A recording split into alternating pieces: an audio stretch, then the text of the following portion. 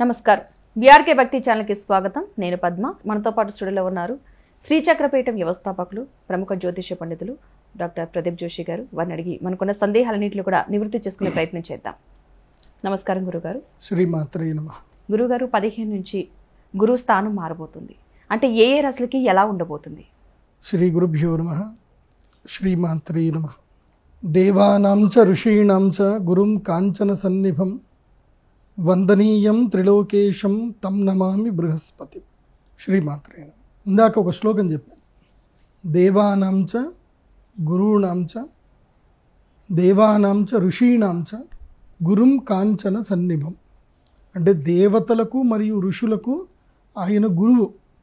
ఎలా ఉంటాడు అంటే కాంచన సన్నిభం, అంటే బంగారు మేణి వర్ణములో మెరుస్తూ ఉంటాడు. కాంచన సన్నిభం.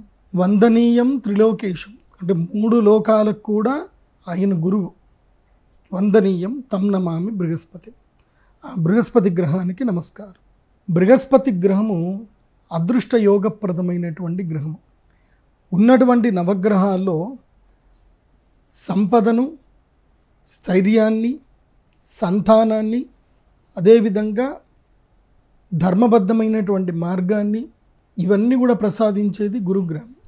మిథున రాశి వారికి కూడా కలుగుతుంది, కాకపోతే కేవలం 2 నెలలు మాత్రమే.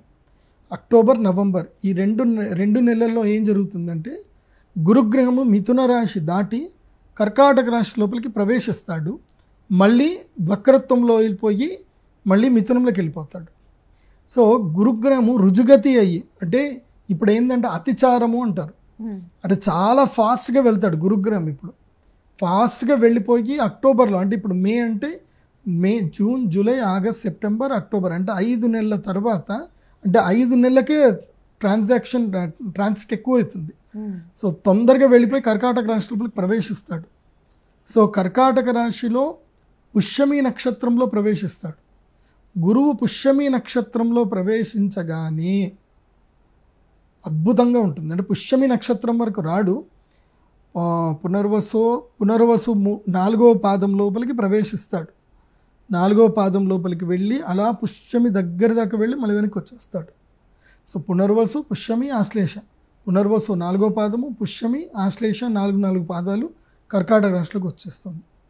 కాబట్టి అలా వక్రత్వంలోకి రాకన్నా మునిపే మిథున రాశి వారు ఏదైనా ప్రయత్నం చేసుకుంటే వాళ్ళకి సఫలీకృతం అవుతుంది. కానీ మిథున రాశి వాళ్ళకు ఉన్న టైం ఏంటంటే చాలా లీస్ట్ టైం, 10-15 రోజులు మాత్రం టైం ఉంటుంది. ఆ 10-15 రోజులకి రీసెర్చ్ చేసి పెట్టుకొని అదే టైం, అంటే దసరా టైంలో ముహూర్తం చేసుకుంటే మిథున రాశి వారికి అద్భుత రాజయోగం ఉంటుంది. సో మిథున రాశిలో ఉన్నటువంటి ఎవరికైనా సరే ధనయోగము అక్టోబర్లో మాత్రం సిద్ధిస్తుంది.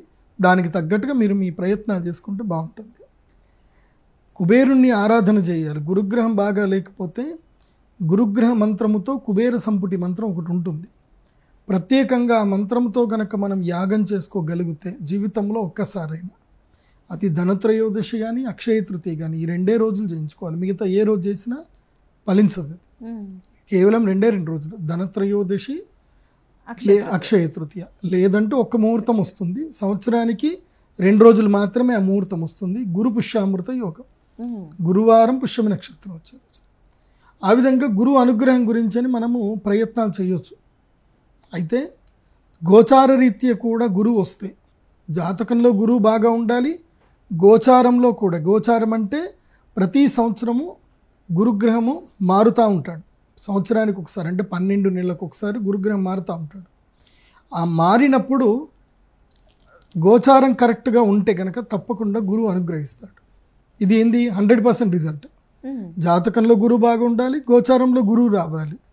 అది కాకుండా దశ కూడా గురు దశ నడుస్తుంది అనుకోండి, ఇంకా దానికి మించిన అసలు ఇంకా తిరుగులేదు వాళ్ళకి. 100% అంటే 100% వాళ్ళకి మేలు జరుగుతుంది. సో ఈ 3 కేటగిరీస్ అబ్జర్వేషన్ చేసుకోవాలి. ఒకటి జాతక బలం, రెండవది గురుబలం, ఇప్పుడు గురువు ఎలా ఉన్నాడు, ఎక్కడున్నాడు అని తెలుసుకోవాలి. మూడవది దశాబలం కూడా చూసుకోవాలి. జాతకంలో గురువు బాగా ఉండి ప్రస్తుతము గురుదశ నడిచి ప్రస్తుతము గురువు బాగా ఉన్నాడు అంటే వాళ్ళ జీవితం ఎట్టి పరిస్థితుల్లో 100% వాళ్ళకి పాజిటివ్ ఎనర్జీ వస్తుంది, సిరి సంపదలు అద్భుతంగా కలుగుతాయి. అయితే గురుదశ ఎవరికి ఉంది అని ఎట్లా తెలుసుకోవాలి అని అంటే జాతకం కావాలి.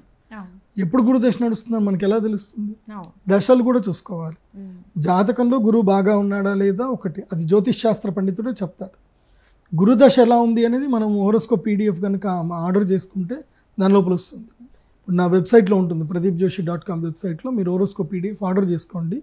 మీకు గురుదశ ఎప్పుడు వస్తుంది అనేది క్లియర్గా మీకు ఉంటుంది. దాని లోపల దశ, అంతర్దశ, ప్రత్యంతర దశలు, సూక్ష్మ దశలు ఉంటాయి.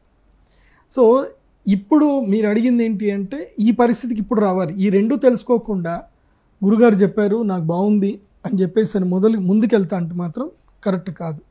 ఇవి రెండు పరిశీలన చేసుకోవాలి. జాతకంలో గురుబలం ఎంత బాగా ఉందో లేదో చూసుకోవాలి.